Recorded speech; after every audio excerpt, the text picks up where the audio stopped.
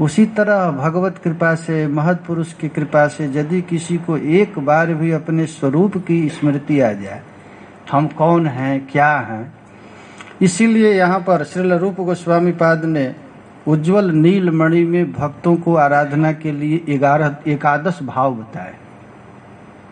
11 भाव है ना, आप लोग देखेंगे गोविंद लीलामृत में।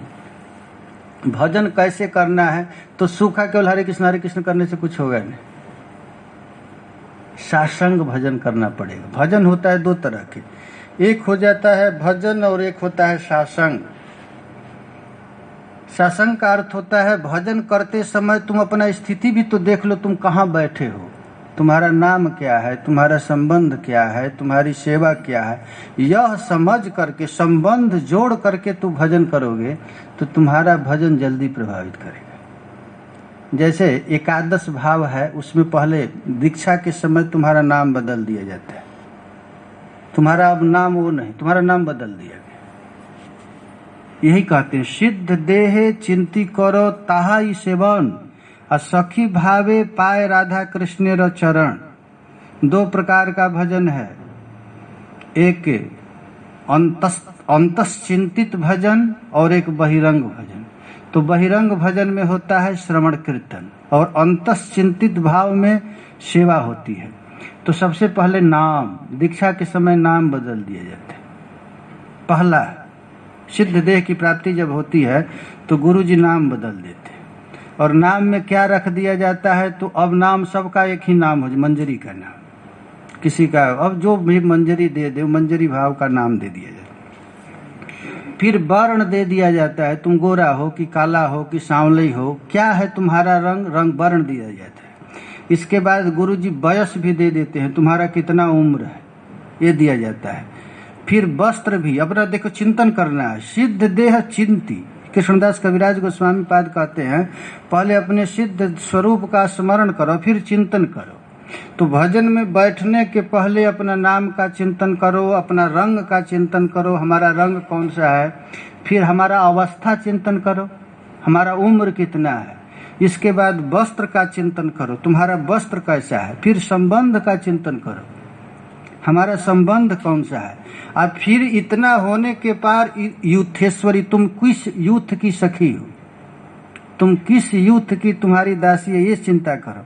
और फिर तुम आज्ञा किसका मानना है। निकुंज में तो अपने आप सेवा मिलेगी नहीं, आज्ञा किस यूथेश्वरी के आदेश का आज्ञा पालन करना है। फिर सेवा, गुरु जी सेवा दे देते हैं, तुमको ऐसे मनमानी सेवा से नहीं होगा, तुम्हारा स्वरूपगत सेवा मिलेगा।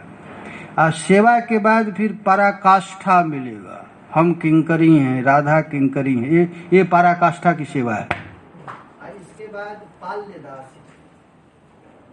हम कौन हैं, हम किशोरी जी की खरीदी हुई दासी दास। अब सेवा करने के बदले में ये नहीं कि हम इतना सेवा किए हैं तो 1 गिलास पानी भी हमको पिलावे ना, हम कृत दास हैं, हमको वेतन पहले ही मिल चुका है, हमको कुछ चाहिए नहीं। इतना के बाद निवास, हमारा निवास कहाँ है। तो गौड़ीय संप्रदाय के समस्त भक्तों का 2 ही जगह निवास है, या तो बरसाना नहीं तो जावट, और दूसरा कहीं स्थिति नहीं है। बरसाना में रहेगा या तो जावट में रहेगा। तो यही यहाँ पर कृष्णदास कविराज गोस्वामी पाद कहते सिद्ध देह चिंतन करे, सिद्ध स्वरूप का चिंतन करे। ताहा ही सेवन, हरे कृष्ण करना है। और चिंतन क्या करना है, यही लीला स्मरार गाओ कृष्ण नाम। अपने स्वरूप का चिंतन करो, हमको क्या सेवा मिला है इसका चिंतन करके, और तब क्या करना है, हरे कृष्णा कृष्णा कृष्णा हरे हरे, हरे राम राम राम हरे। भक्ति विनोद जी बड़ा सुंदर इस शब्द में कहे, हरे कृष्ण कह रहे हो तो सेवा के लिए केवल कह रहे हैं बस। तुम पाल्यदासी भी हो गया, पराकाष्ठा की सेवा भी मिल गई, अब हरे कृष्ण करते हम सेवा चाहिए बस। और फिर सखी भावे पाए राधा कृष्ण र चरण। उज्ज्वल नीलमणि में श्रील रूप गोस्वामी पाद फिर 5 स्थिति का वर्णन किए। पहला निज स्वरूप का ध्यान, हमारा मंजरी स्वरूप है तो उस स्वरूप में क्या है कैसा हमारा अंग है, कैसा, इस सब का ध्यान करना। फिर पर स्वरूप का ध्यान, हमारा इष्ट कौन है उसका ध्यान। फिर स्थान, निकुंज में जोग पीठ में प्रत्येक साधकों को अपना अपना स्थान भी है, हमारा यहाँ है, उस स्थान का ध्यान। फिर लीला, प्रभु की लीला है, इस लीला का चिंतन। फिर कालोचित सेवा। अब गर्मी के दिन में चंदन नहीं लगाना है पूरे अंग में, केवल तुलसी में स्पर्श करके लगाना है जाड़ा में, और गर्मी में पूरा सर्वांग में लगाना है। तो अब कालोचित सेवा इस प्रकार करके अपने सिद्ध देह की प्राप्ति हो जाती है। यहाँ पर श्रील प्रभुपाद जी टीका में लिखे हैं, सिद्ध देव का अर्थ होता है सिद्ध प्राप्त।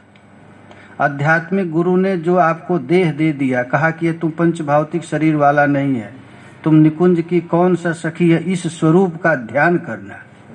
और कैसे ध्यान किया जाएगा, तो उपाय बताए हैं। सर्वोपाधि विनुर्मुक्तम तत्परत्वेन निर्मलम। तुम अपना दैहिक आसक्ति जब तक छोड़ेगा नहीं, तब तक उस रस में प्रवेश नहीं करेगा।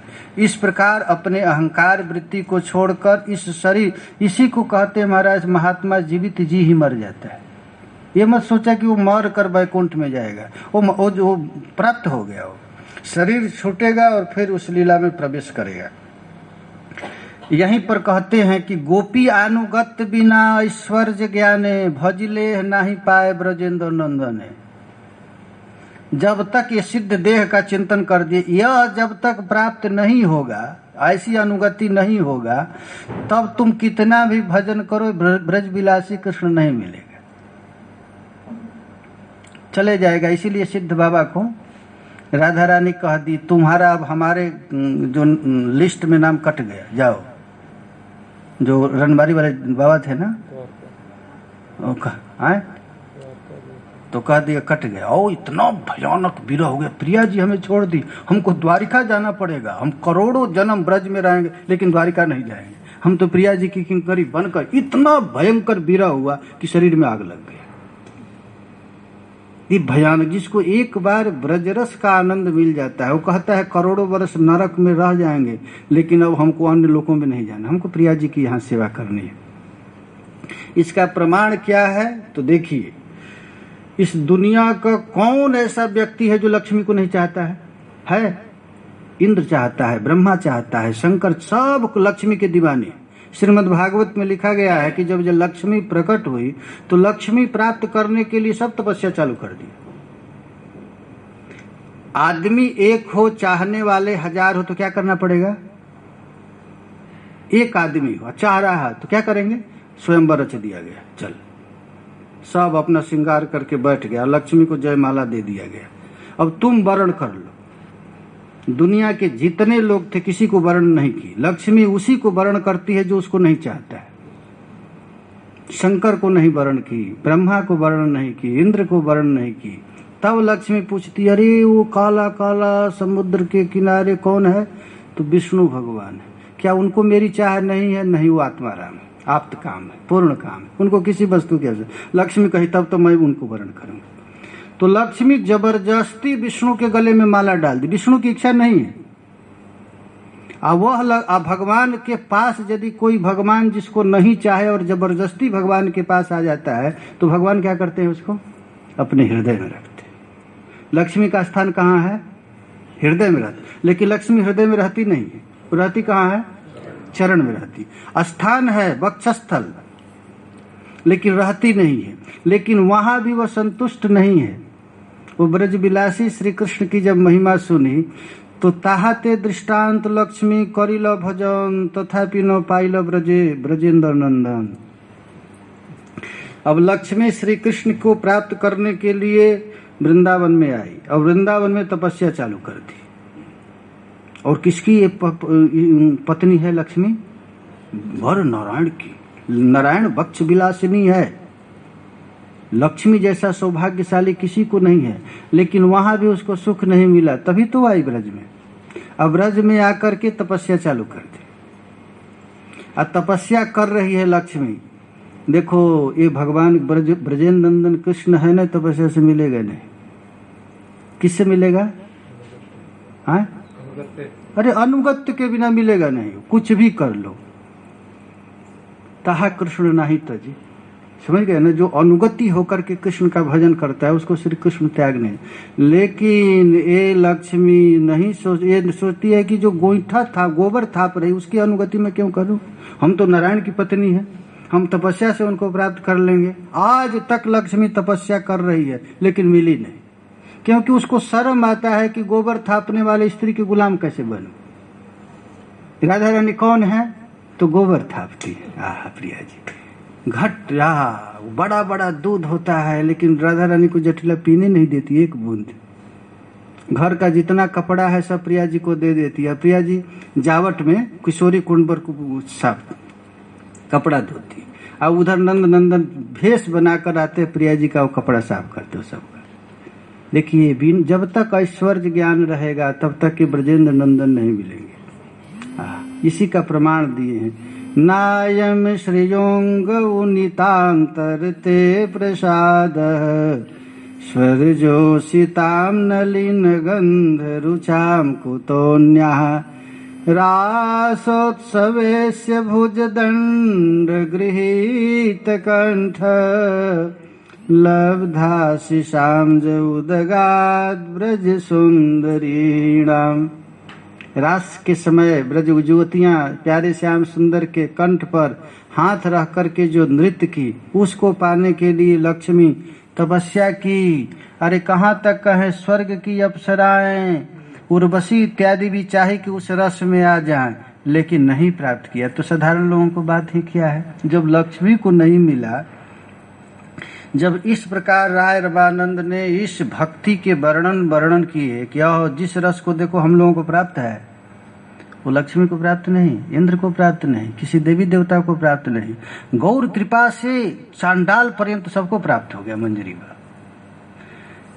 जब इस प्रकार राय रवानंद ने कहे तो ये तो सुनी प्रभु तारे कैल आलिंगन दुई जने गला गली करे न क्रंदन। आहा, गौर महाप्रभु सोचे जिसके लिए मैं आया था तो मिल गया मुझको। यह गौर तो यही खोज रहे थे, हम किसी को दूं, कोई अधिकारी जन नहीं मिल रहा था। राय रमानंद मिल गए।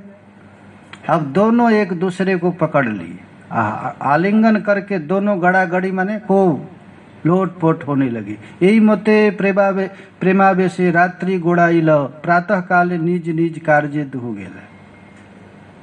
रात भर यही किए हैं, रात भर सत्संग का मथते मथते मथते निकल गया निष्कर्ष। जब निकल गया तब बहुत ठंडा हो गए महाप्रभु। सुबह जाकर के पुनः स्नान इत्यादि करने के लिए चले गए। रामानंद राय कहे विनती करिया मोरे कृपा कर ले तुम्हारी आगमन दिन 10 रही सोधी मोर दुष्ट मन। राय रामानंद को महाराज कितना आनंद मिला होगा श्री गौरांग महाप्रभु से इस रस चर्चा करते हुए। राय रामानंद कहे कि मन करता है 10-5 दिन रह करके आप और सत्संग कीजिए, मुझे बड़ा आनंद आ रहा है। तुम्हा बिना अन्य नहीं जीव उद्धारी थे, तुम्हा बिना अन्य नहीं कृष्ण प्रेम दीते। हे महाप्रभु, आपके बिना इस जीवों का कोई उद्धार नहीं कर सकता, हमारे जैसे को कृष्ण प्रेम कोई दे नहीं सकता है। महाप्रभु कह रहे हैं, प्रभु कहे आइलाम सुनी तुम्हार गुण। महाप्रभु कहते हैं कि जिसके लिए मैं आया था वो मिल गया। कृष्ण कथा सुनी शुद्ध कराइते मन। यही है, ये प्रेम नगर एक ऐसा है जहाँ गुरु ही चेला बन जाता है। यहाँ बस दोनों झुक गए, ऐसे सुन लो तैसे देख लो तुम्हार महिमा। गौर महाप्रभु कहते हैं सार्वभौम भट्टाचार्य ने जैसा तुम्हारी महिमा कही थी वैसा ही मैंने सुना।